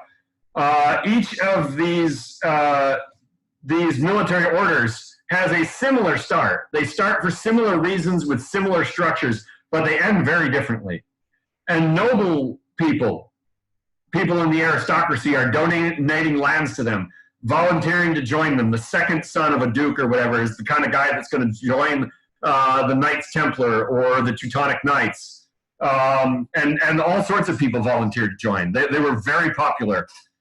So the first one is the Hospitallers. They're better known as the Knights of St. John, which is a cooler name. Founded in 1023, ostensibly to care for pilgrims and sick people in the Holy Land. Notice 1023 is before the First Crusade. So for the first 70 years of their existence, that's what they were. They ran hospitals. Eventually, of course, they get caught up in the defense of the Holy Land once it gets captured. And they are well known, best known, for fighting the rearguard action against resurgent Islam in the Eastern Mediterranean. They controlled the small island of Rhodes off the coast of Turkey until it was taken from them in 1522. The reason that siege started was because their ships were pirates to the Islamic traders, and they captured the Egyptian caliph's wife, daughter, something like that, and held her for ransom. And he's like, "Yeah, we're putting an end to these guys." And they laid siege to it. It was a horrible fight, and they evacuated it under a truce. And they went to Malta. Malta is a tiny little island in between Cyprus and Algeria, which will become famous during World War II because the British controlled it then. And that's put under brutal siege in 1565, but they managed to hold off. I got the notes down there for a book. It's a fascinating book about the siege of Malta. So these guys, even though their numbers are small, they're taking their boats out into the Mediterranean and capturing Islamic trading ships and being a pain and a nuisance for centuries. The Templars, they went a slightly different route. They ended up building outposts all over Europe, 1,000 different outposts. At the height, they had 20,000 members, 90% of which are not knights. So they had a lot of stuff going on. However, in 1307, King Philip of France had borrowed a lot of money from the Knights Templar. And he said, "I really don't want to pay that back." And so he convinced Pope Clement V to declare them heretics, and they tortured them into confessing and burned a number of them at the stake. So that didn't end well. The Knights Templar, after the Crusades, it ended badly for them. And then lastly, the Teutonic Knights, founded in Acre, that's the port in Palestine. After the fall of that city, they relocated, of all places, to the Baltic coast. And you might be thinking, why are they going to the Baltic coast? Because they wanted to fight against pagans. And so they went to Lithuania, and until 1386, the Lithuanians were not Christians. So they fought against them, and they established a kingdom in the Baltic coast. However, at the Battle of Tannenberg in 1410, they were crushed by the combined forces of Poland and Lithuania. And they ended up not being much of a force after that. But interestingly enough, in 1525, they sided with Martin Luther and created the modern state of Prussia. And so the Prussian military ethos that is so important to World War I and World War II comes out of the Teutonic Knights, the landed aristocracy there on the Baltic coast. And so there's a connection to all that for those of you who care about that part of history. And so we've got these military fighting monks going on here. Second and Third Crusade, not much to say about either of those. Second Crusade, 1147 to 49, didn't achieve its objectives. Louis VII of France, Conrad III of Germany, they didn't get along with the Byzantines. Surprise, surprise. And interestingly enough, their boats coming from England stopped at Lisbon on the way and helped the Portuguese capture it. The Third Crusade, the only reason we know anything about the Third Crusade is because of Richard the Lionheart. After Jerusalem was captured by Salah ad-Din, Richard helped lead a crusade, and he had some success. He captured Acre, he captured Jaffa, but he was not able to take Jerusalem back from Salah ad-Din. So he had some success, but limited. And then, of course, he is imprisoned on his way home, and the whole Prince John and Robin Hood thing goes on. The Fourth Crusade. This is the one that had greater consequences than all the rest of them, and it's not in a good way. So here's the Fourth Crusade, 1201 to 1204. Venice was hired to transport the Crusader army to Cairo. Interestingly, they said, let's not go to Jerusalem, let's go to Cairo. It'll be a base Once we capture Egypt, then we can capture Jerusalem because it'll be a better power base. It was a very smart idea. Unfortunately, they never actually got to Cairo. They hired the Venetian boats to take them there, but less knights showed up than what they had hired boats for. So they didn't have the money to pay for the ships. And so the Venetians said, you can work off what you owe us. And the first thing that we want you to do is attack the Christian port of Zara in Hungary and kill some Christians for us. That belonged to the Holy Roman Emperor, and the Venetians said, well, we can take it from them, not the Holy Roman Emperors, I'm sorry, the Hungarians, and they did that for them. And then they took the ships, not to Cairo, but to Constantinople. And they proceeded to ransack and pillage the wealthiest and most cultured city in all of Christendom.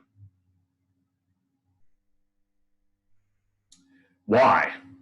Well, who was the rival of Venice? It's not the Muslims. They traded with the Muslims in order to bring spices to the West.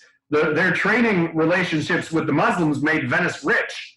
Who were their rivals? The rivals were the Byzantines, because the Byzantines controlled a bunch of islands in the Eastern Mediterranean. And so Venice was more interested in their own rivalry than in anything that had anything to do with Crusades.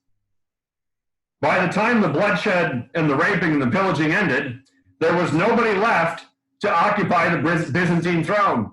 They were all dead, all the claimants to the throne. And so they put Baldwin, the Duke of Flanders, or excuse me, the Count of Flanders, on the throne. And they said, you know that schism thing? It's over. Let's declare it done. That didn't actually stick because nobody listened to Baldwin. Pope Innocent III couldn't have stopped it if he wanted to because the Venetians were calling the shots. But it is noted that he was not sad to see the heretic Greeks humbled, because they looked at the Eastern Byzantines, the Eastern Orthodox, as heretics, not as fellow Christians. Looted relics flooded Europe. Louis IX of France obtained at least what he thought was the crown of thorns. Massive bitterness between East and West because of this. This is a Christian army pillaging, raping, looting a Christian city. The greatest Christian city.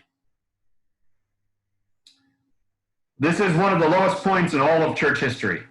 If you want to ask me what is the worst moment in church history, the things we have to put on the list: the sacking of Constantinople, the Inquisition, the support of slavery, the 30 Years' War, we'll talk about that one next week, the Holocaust, and of course the modern child sex abuse scandal. There's some ugly stuff. The fall of the ransacking of Constantinople is one of them. Entirely unprovoked, Christian on Christian violence. It does mean, however, that Eastern Orthodoxy is no longer going to be controlled from Constantinople. This is where we get the start of a Russian Orthodox Church and a Bulgarian Orthodox Church and a Romanian Orthodox Church, because Constantinople is knocked down hard by this. That's my last slide, but I got another page of thoughts here. In 1261, the Latins were thrown out of Constantinople. They were only in charge for 57 years.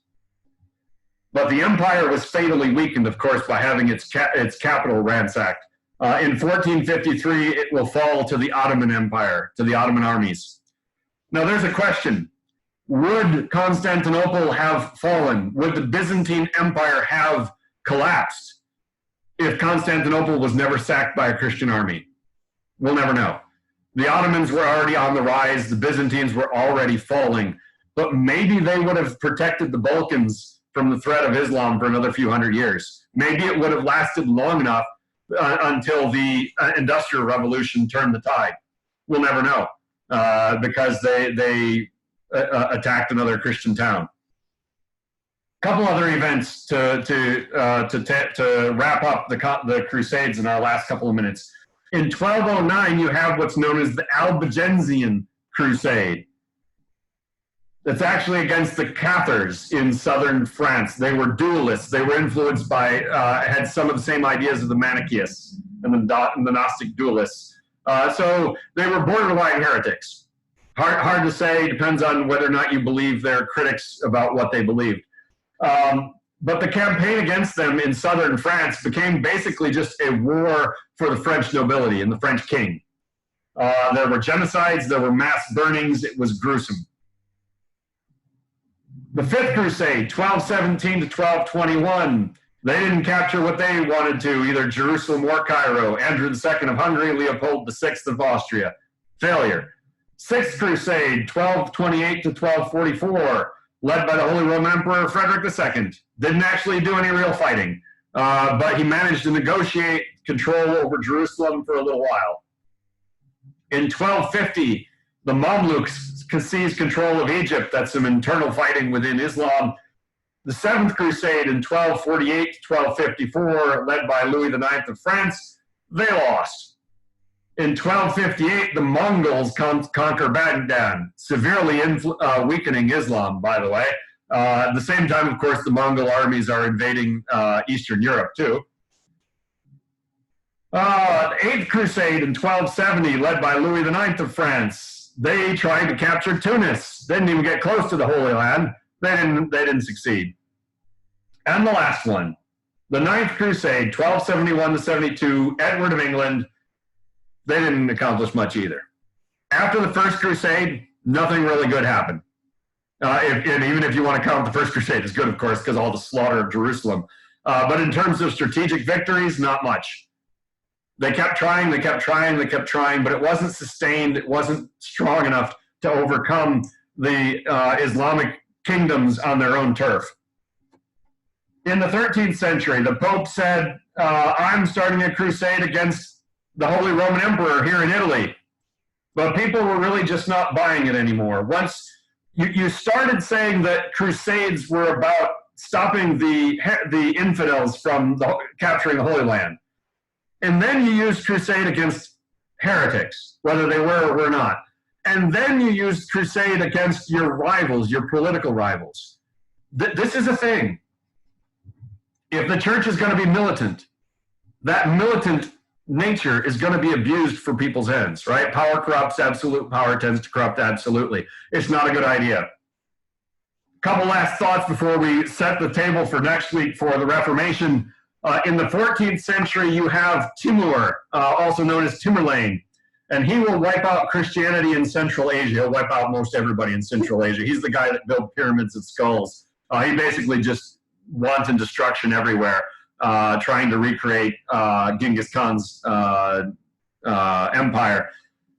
In 1348 to 49, the Black Death will ravage Europe. Remember, that'll be in the background when we start talking about the Reformation next week. In 1354, you have anti-Christian pogroms in Egypt against the Copts, but they will survive it and still be there until recently when things got real ugly again. In 1375, the Armenian Christian kingdom will fall to the Turks. That's northeast part of Turkey there into modern day Georgia and whatnot. Actually the very first official Christian kingdom, but they fell in 1375 to the Turks. In 1396, the Ottomans will advance into Greece and Serbia and Bulgaria. They won't capture Constantinople for another 50 years, but that freaked people out. They're in Europe now. And so an army of French and German and English knights will go against them along with the King of Hungary and get slaughtered. So you've got this ongoing existential threat. Even though Spain is being reconquered, you've got on the eastern side of the Mediterranean, through the Balkans, you've got Islamic armies threatening places like Belgrade and Vienna. And it's keeping people believing in the idea that sometimes crusading is necessary. In 1456, Belgrade will be defended by an army of nobles and commoners brought together by charismatic preachers. That'll be really the last hurrah. And then one final note. In 1514, Pope Leo X will launch a crusade in the Balkans against the Ottomans.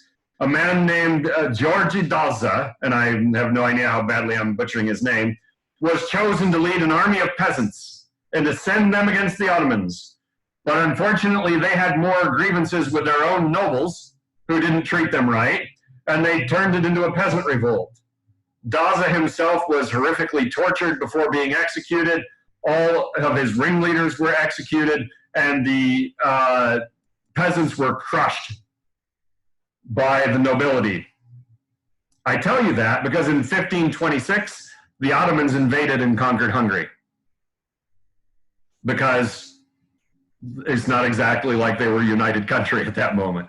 So we've got these couple of centuries of warfare on the border in Spain, in Palestine, in the Balkans, leading to a much, much more militant church, which will, of course, have repercussions once we start talking about the Reformation next week. My watch says 8:59 and a half. Closing questions, because that's our last slide before we look at that one next week.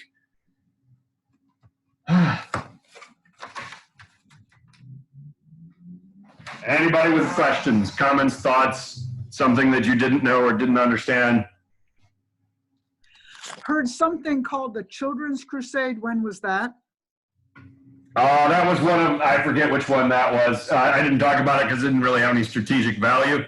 You can't exactly send children to conquer. Most of those children end up enslaved or dead. So it was a big mistake.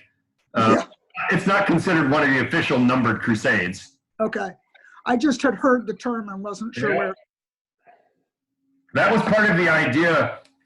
Remember that the Crusaders went into battle with the cry, God wills it, right? We can't lose because of God being on our side. Let me give you the quick example. The Battle of Hattin. Salah ad-Din was threatening Jerusalem just before he recaptured it, and he goaded the Christian armies into coming out to fight.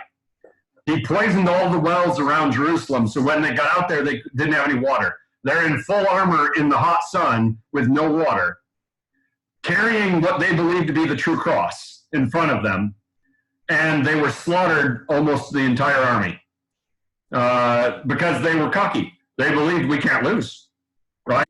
It's God's will. But if they had read the Old Testament, they'd realize that carrying the ark in front of your army doesn't guarantee a win. Yeah. Carrying the cross isn't going to make it work either. But people don't learn from history, so they failed miserably. And it was, if you saw the movie Kingdom of Heaven, that battle is depicted. The Kingdom of Heaven's about 60% history and 40% not Hollywood, but that battle is part of that movie. Any closing questions on any of the things here before we wrap it up, and then I'll answer any tech questions from people trying to find documents for of things. Not a specific question. Okay. Well, I'll still be here for a couple of minutes if you have some tech questions. Otherwise, thanks for coming. And next week, the Reformation, the 30 Years' War, the modern missions movement, and then just a brief snapshot at the end of where we stand today. Thanks, Pastor Andy. Yep. Thank you. Good night, friends. Thank you.